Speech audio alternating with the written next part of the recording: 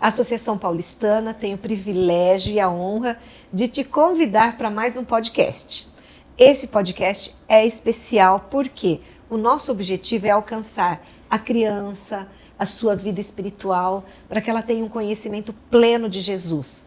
E para isso, nós estamos fazendo algumas conversas para ajudar a gente a afinar e chegar no objetivo que a gente quer. Crianças salvas, crianças saudáveis emocionalmente, mas crianças santas vivendo aqui no mundo imperfeito. E para isso, nós estamos aqui para essa conversa especial, nesse projeto Jesus para as Crianças, para você adulto, para você pai, ter assim esse norte especial, como conduzir as crianças para Jesus. Estamos aqui com a Giovana, é nossa secretária, e ela recebeu algumas perguntinhas e ela vai trazer para a gente. Exatamente. Educar criança hoje em dia não é fácil, né? Há muitos desafios, né? Principalmente hoje em dia, tanta tecnologia, tantas distrações.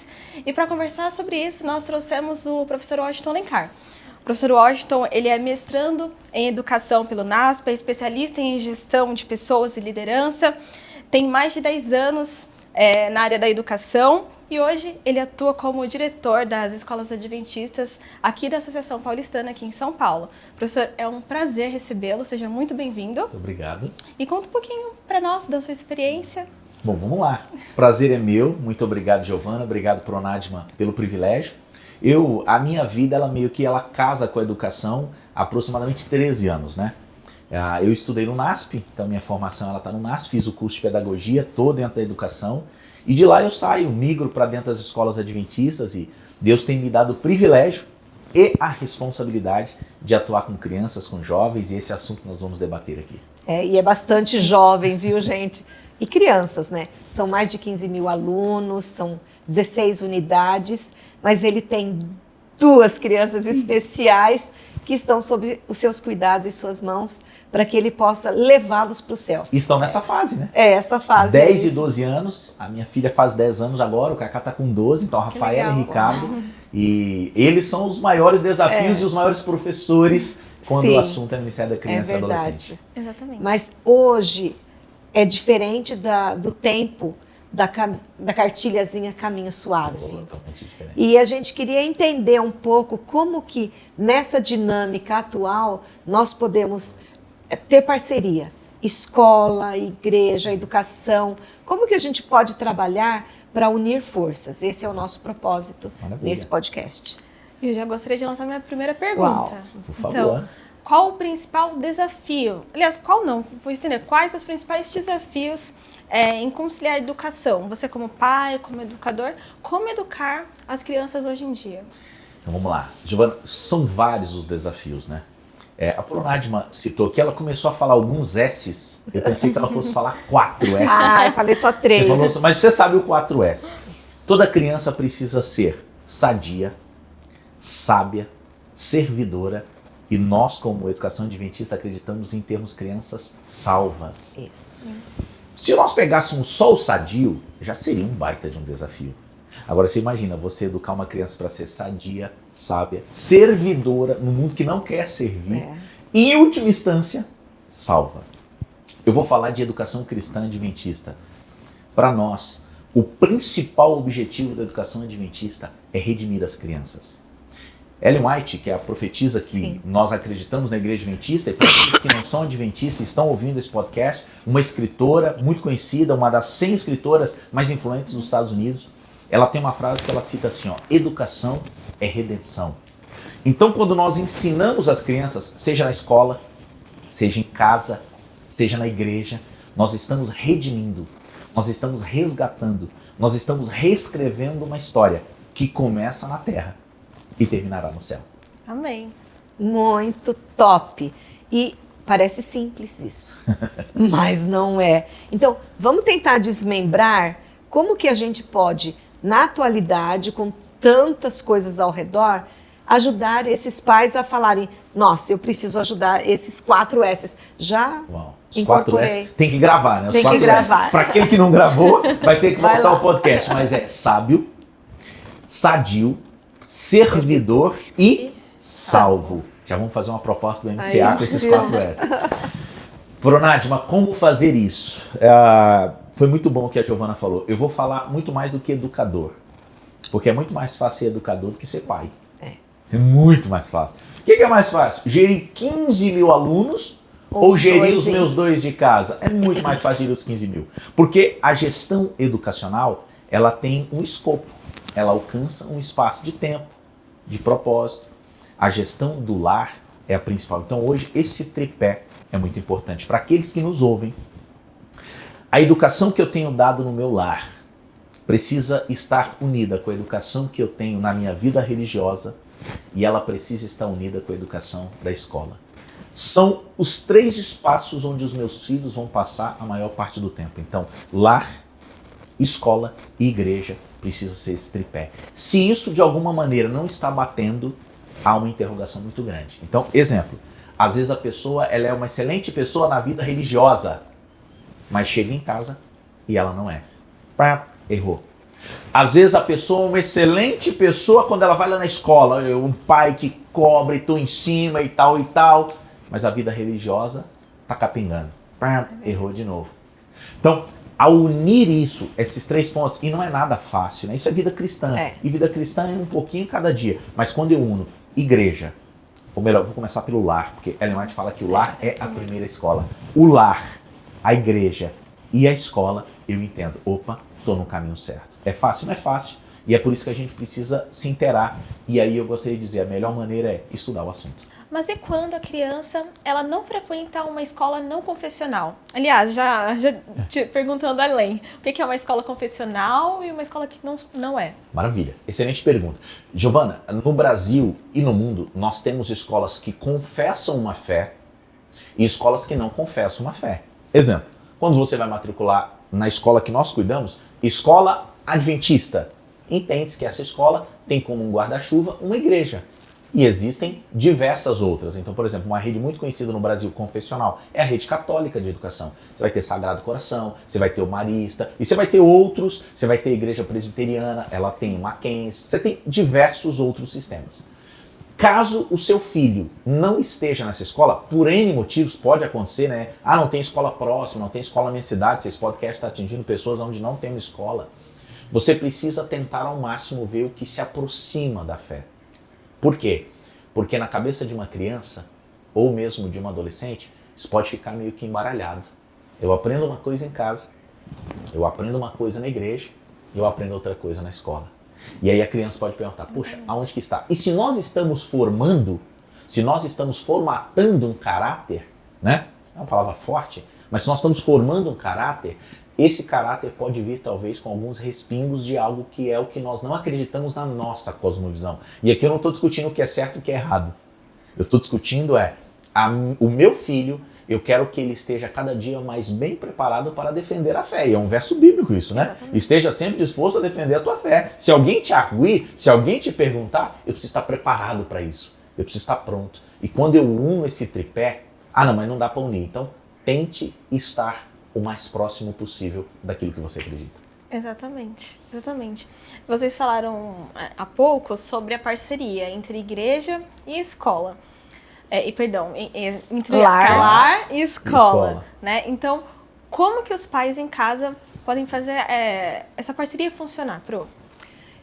Não é tão simples também, mas eu acho que quando a gente está presente na escola, você fala, não, eu não estou lá todo dia na chamada, mas eu tenho que estar presente para eu conhecer o sistema escolar, qual é a dinâmica dessa sala, dessa escola como um todo, e daí sim eu consigo interagir e, todo lugar vai ter falhas. Sim. Então, em casa é que eu vou dar um suplemento extra, tá? Eu vou dar remedinhos, vamos dizer, para ajudar naquilo que não foi mencionado, não foi falado.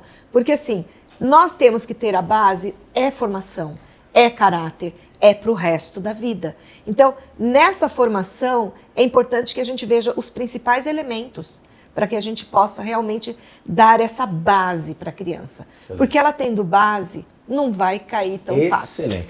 Pronadma, uso aí uma palavra. Precisa haver confiabilidade. Sim. Mútua, tá? Se a família não estiver confiando na escola, não vai dar certo. Mas também, se a escola não mais confia na família, não vai dar certo. E antes, Giovana, bom, eu estou há 13 anos trabalhando com educação direta, eu sempre ouvi o seguinte, a escola adventista forma princípios e valores, mas se eu quiser que passe numa universidade pública, eu vou pôr numa outra escola. Primeiro, não concordo com isso. Nós digamos que o pai tenha como objetivo principal, meu objetivo principal é colocar um filho numa universidade federal e eu quero que ele esteja formado para isso. Esse é o objetivo principal da educação adventista? Não. Então, você está entendendo? Eu preciso saber o que eu vou escolher, porque hoje você vai ter um leque de opções educacionais. O que mais eu quero? Bom, hoje, se você me perguntar, então qual é o objetivo? O objetivo principal, eu já falei, é salvar essa criança. Exatamente. E nós vamos gastar tempo ensinando a Bíblia, nós vamos gastar tempo cantando com ele, nós vamos gastar tempo lendo a história de Jesus, nós vamos gastar tempo ensinando princípios e valores. O que outras escolas, e eu não estou falando que essas escolas estão erradas por isso, porque é o escopo delas, elas gastarão tempo com outras coisas. Sim, exatamente. Absolutamente, mas você vai deixar de cumprir o conteúdo programático, a metodologia de ensino. Não, é que dentro dessa nossa metodologia não tem como tirar a Bíblia. Não tem como tirar a capela, a capela é aula de ensino, né, de cultura geral, sim, que a gente vai estar falando sobre coisas atuais, mas com fundo cristão. Não tem como você tirar o aprendizado de Jesus. Por quê? Porque isso é a nossa base. E é por isso que eu preciso entender muito bem. Eu estou colocando meu filho aqui entendendo isso. Tem pai que coloca e que depois que ele vai entender. E o engraçado é que tem pai que coloca e nos procura por isso.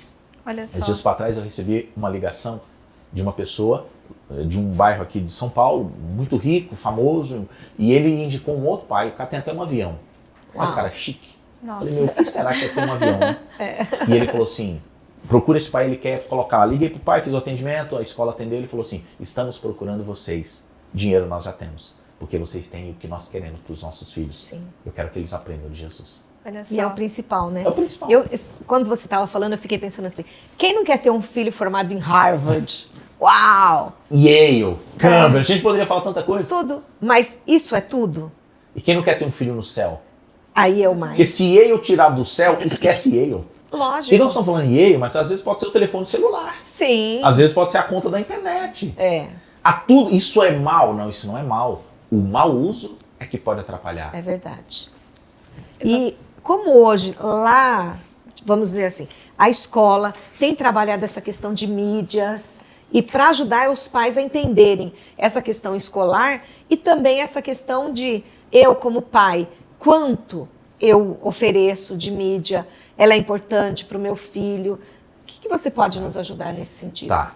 Essa é uma discussão que daria um podcast longa-metragem. Né? Não, só umas pitadinhas. O que eu tenho tentado fazer eu vou usar o exemplo dos meus dois. Sim, lógico. Dos meus dois. Eu tenho tentado ter muito equilíbrio com eles. Então, os meus filhos estão chegando numa fase onde não tem como mais não usar.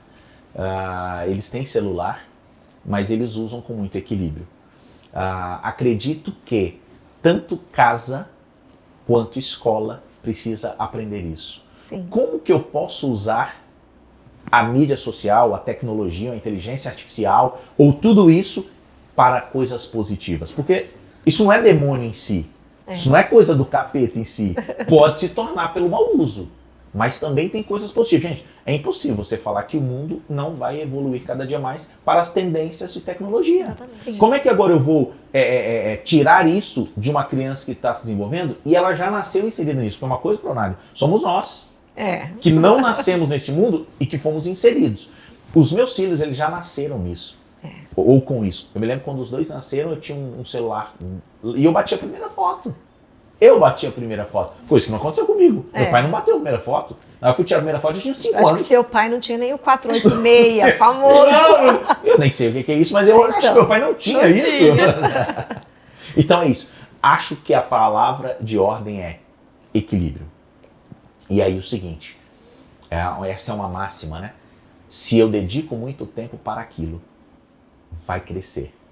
Eu estou dedicando muito tempo para Deus, vai dar resultado.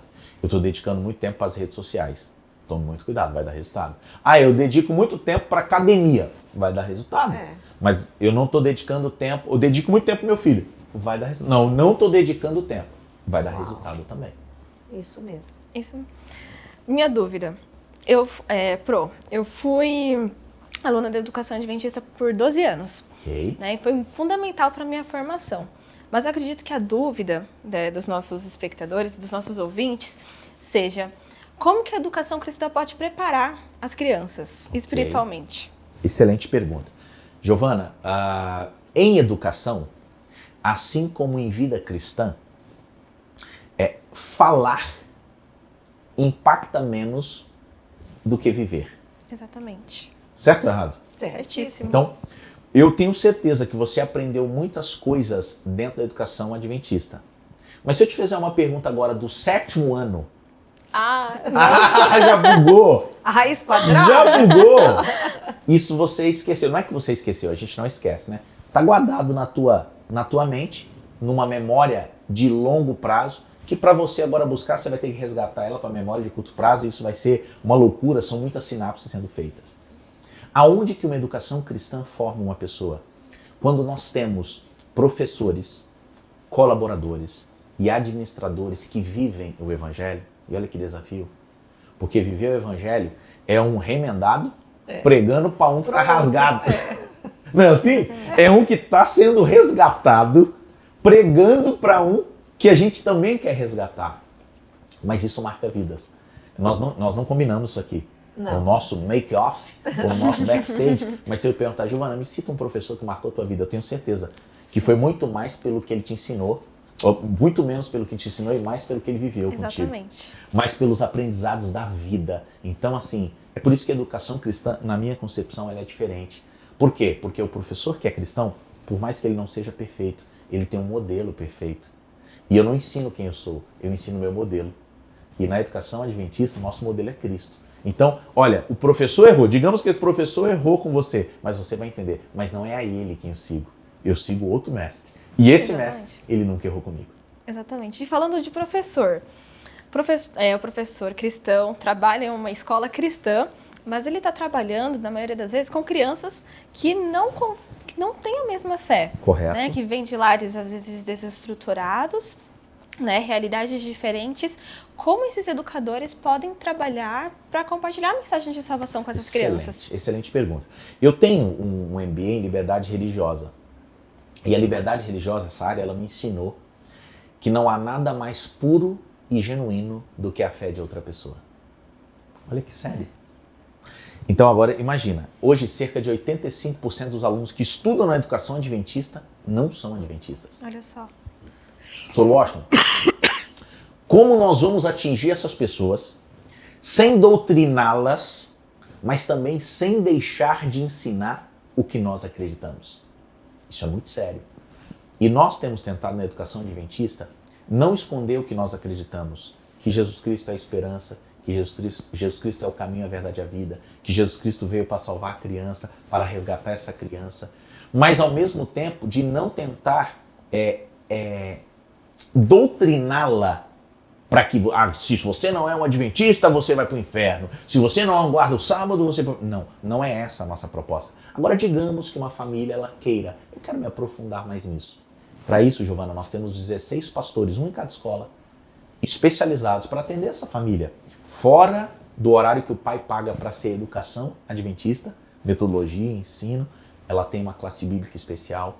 Nós temos programas que têm sido desenvolvidos pelo nosso pastor Geraldo, que também trabalha aqui na sede administrativa, o pastor Jairo, nas nossas escolas. Tem 3 escolas recebendo uma escola de classe de pais especial sobre como formar filhos vencedores.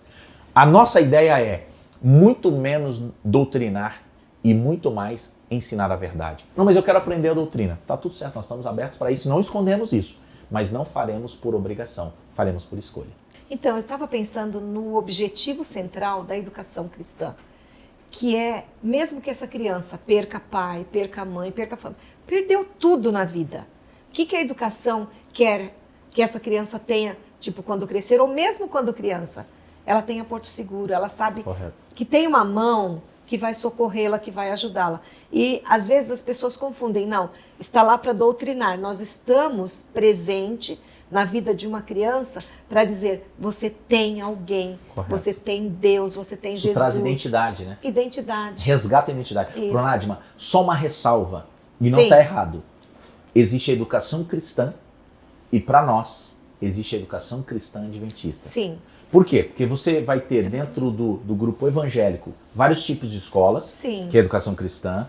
Você vai ter a igreja católica, que faz a educação cristã, e você vai ter a educação cristã adventista. Adventista, que tem outros princípios. Cronograma e metodologia vai ser muito parecido, mas sim, os princípios e valores eles podem mudar de acordo Sim. com cada visão. Então, eu acredito e defendo e trabalho e me desgasto pela educação nós adventista. todos. Pela educação Sim, adventista. sim. Então, ao pai analisar isso, ele precisa entender qual é o escopo que eu quero. E é engraçado porque hoje nós temos pais que não são cristãos. Gente, nós temos pais Sim. que são ateus, Mas quer céticos, pro filho. agnósticos, mas eu quero. Porque ele sabe que princípio é princípio, é imutável. Então o que vocês ensinam aí, eu não vi em outro lugar. E eu acho que esse é um ponto principal aqui. Sim. Realmente. E falando sobre diferentes escolas, quais são as principais lições que a gente pode tirar dessa mudança da educação cristã ao longo dos anos? Tá. Giovana, deixa eu resgatar um pouquinho como é que nasce a educação cristã no Brasil. Nós estamos voltando aqui a 1800, então imagina, né? Um outro Brasil, um outro contexto. A essa época nós tínhamos uma religião oficial no Brasil, a gente sabe, durante muito tempo. Sim. A Igreja Católica ela foi Jesuítas. predominante. Nós tínhamos um vínculo da religião com o governo, com a política. E com a abertura do espaço para a educação cristã, que já havia acontecido na Europa, as grandes universidades como Harvard, Yale e outras nascem em berço cristão. Sim. Hoje não são mais. Essas faculdades hoje se autodenominam ateias. Você falar que é cristão em Harvard hoje, você vai ser zombado. Complicado.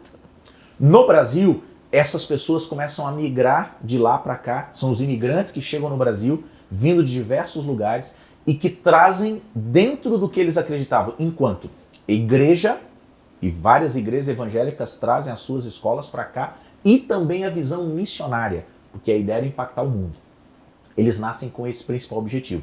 Como nasce a educação adventista? A educação adventista tinha como princípio, primeiro, educar os filhos da igreja, a gente precisava fortalecer a fé deles, e segundo, formar missionários.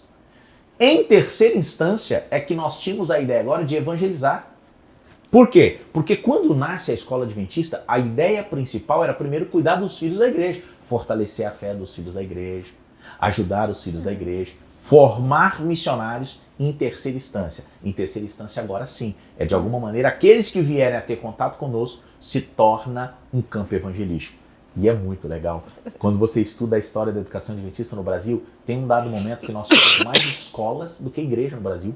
Olha só. Cresceu demais! Cresceu demais! Mas isso se torna também um perigo. Por quê? Porque nós somos uma igreja que tem escola. Nós não somos uma escola que tem uma igreja. As grandes redes confessionais do Brasil, elas perderam força quando elas separaram escola de igreja. Isso. Elas quiseram fazer CNPJs diferentes e legalmente, tudo certo, mas elas começaram a perder os princípios da igreja O propósito, né? que atua na escola, o propósito. A educação adventista não vai fazer isso. Nós entendemos que o que nos fortalece é esse casamento. Igreja, escola. E quando nós estamos unidos, e aí agora eu coloco o tripé casa, lar, isso é imbatível. Isso aí. Agora tem outra questão, tenho muitas, na Como verdade. tem questão, né? Não, ela gosta de Muitas perguntar. dúvidas. E não tem 5 anos, tem, né? então, Na fase imagina dos isso. porquês. Eu gostaria que a gente discutisse sobre práticas educacionais cristãs do passado que fazem sentido ainda hoje, né? Ou algumas que antes eram feitas, que hoje não é tão eficaz assim, e como os educadores podem aprender com isso. Tá. Eu vou falar a primeira prática educacional, nós brincamos sobre ela aqui agora há pouco, e que nós acreditamos ser muito forte. A prática do ensino da Bíblia. Sim. Vamos refletir um pouquinho sobre a Bíblia. A Bíblia é o livro mais vendido no mundo, consequentemente é o livro mais traduzido em todo o mundo. Mas olha que diferente, talvez seja o livro menos conhecido em todo o mundo. E ele está em praticamente todas as casas. Em todas as Exatamente. casas. Na minha casa, um dia eu contei, eu tinha mais de 20 Bíblias. Falei pro meu pessoal, se perder o céu, não vai ser por falta de Bíblia. Não, e no celular, quantas No e tradução celular, que você traduções, quiser. possibilidades. Então, e o que tem a ver a Bíblia? O ensino da Bíblia fortalece o intelecto. Sim. Abro parênteses, essa frase não é minha, a frase é Ellen White. Nós precisamos ensinar. Crianças que leem a Bíblia, entendem a Bíblia e muito mais praticam a Bíblia, são crianças muito mais felizes. Esse é o ensino cristão. E sábias. E sábias, que na minha época de aluno de Ministério da Criança e Adolescente, nós tínhamos concursos bíblicos. Olha assim. Hoje, Giovana, dá dó de perguntar para uma criança de 10, 12 anos quantos versos bíblicos ele sabe de cor. Esse é um princípio que eu preciso urgentemente resgatar. Você quer ver um segundo princípio? Eu estou falando de coisa simples. Sim, sim. Eu estou entrando em coisa simples, mas que a gente comprova. Música cristã. Bom, nós sabemos que tudo que eu vejo, tudo que eu ouço, tudo que eu como, tudo que eu pago, isso vai formar quem sou eu. Colocar música cristã boa na mente da criança é preparar essa criança para ser um adulto feliz. E a ciência comprova, gente, Sim, a exatamente. importância da música. A ciência não fala que é música cristã. Como eu sou cristão, eu entendo que é o quê? Música cristã. A importância da música para a formação de uma criança.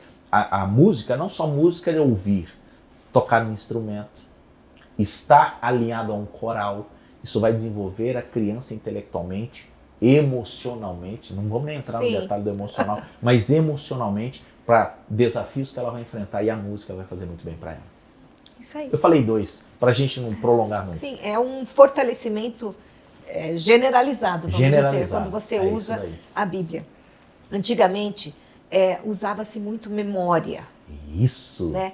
E não tanto a questão de raciocínio, talvez. Eu acho que hoje, a gente voltando, tem que ter equilíbrio. Corretíssimo. Tá? As duas coisas são importantes, porque decorar por decorar não faz efeito algum.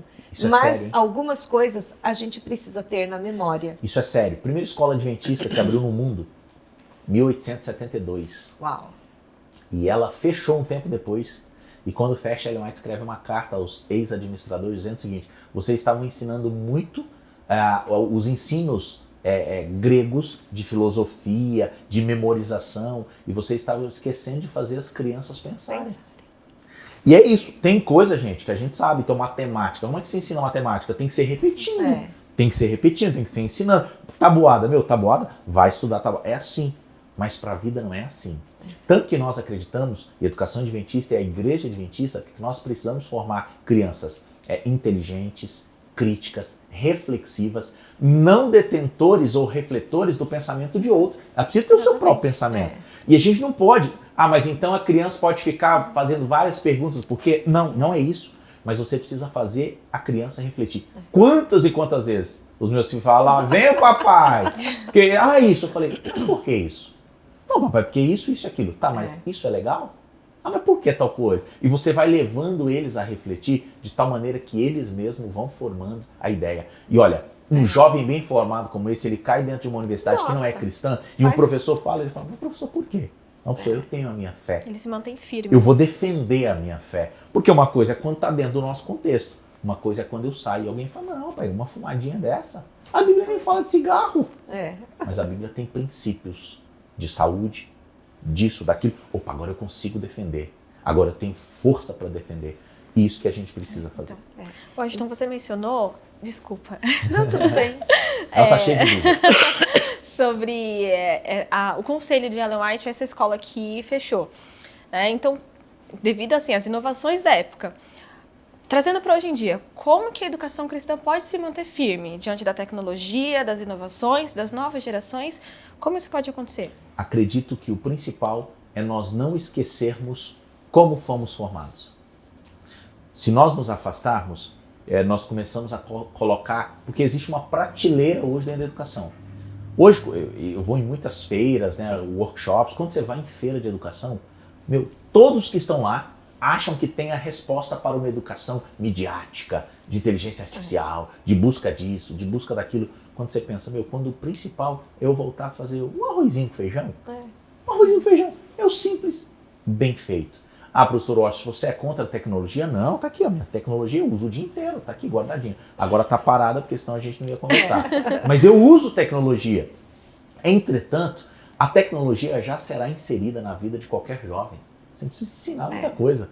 Talvez o que você precisa hoje ensinar ele é como lidar com a tecnologia. Sim. Como administrar isso. Gente, eu tô falando de criança e adolescente, e nós que somos adultos.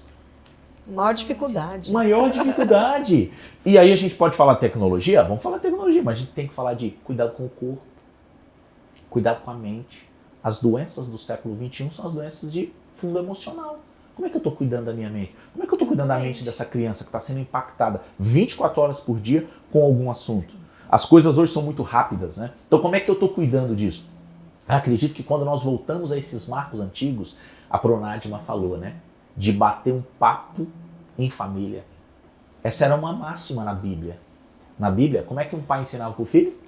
Contando história. Sim. Eu sentei com o meu avô me contando história. Olha. Eu sentei. Então, hoje se brincar, quem vai contar a história é a televisão, é o podcast, é o WhatsApp, é não sei o quê. Não! Isso tudo tem o seu efeito positivo. Mas conte história.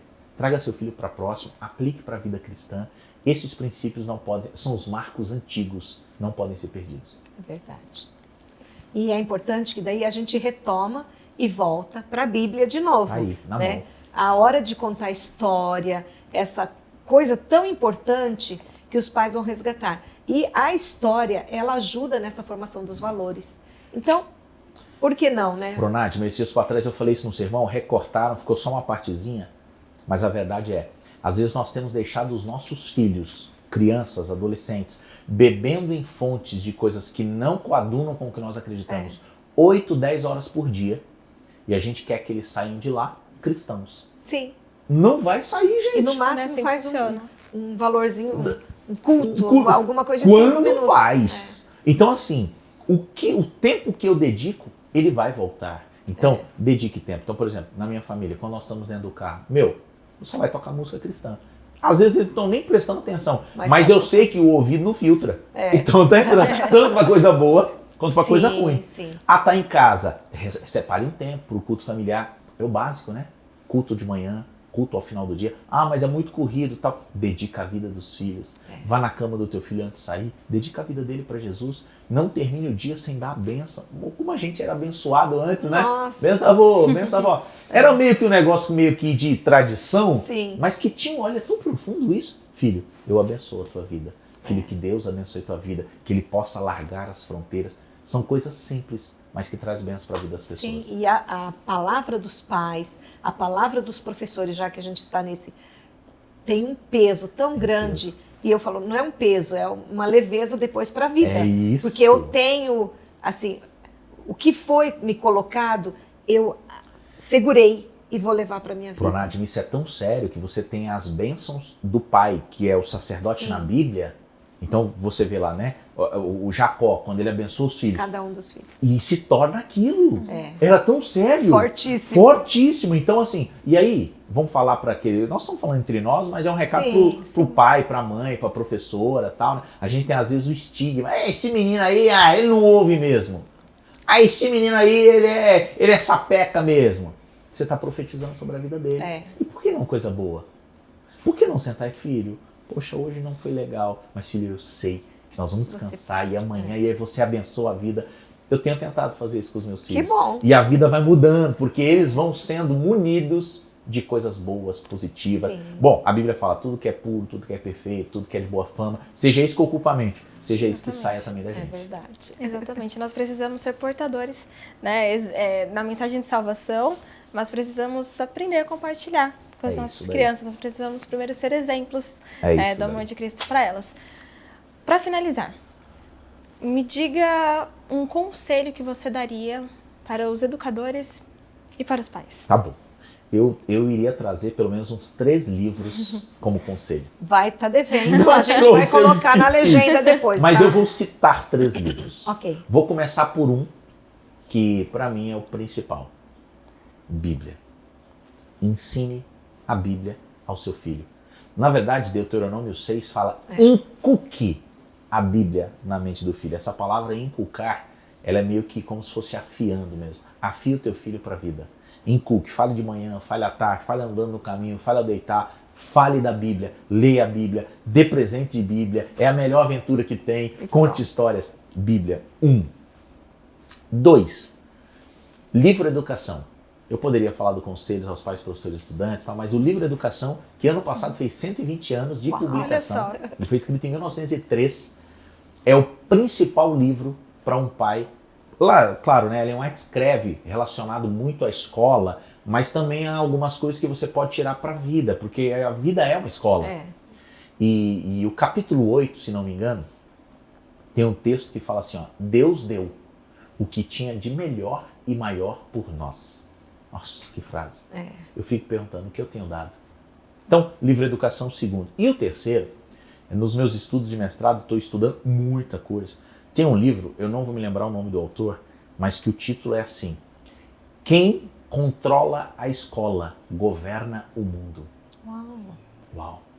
Quem controla a escola, por quê? Porque essa geração que está sendo formatada aqui é a que vai liderar o mundo. Então, o que está sendo ensinado na escola?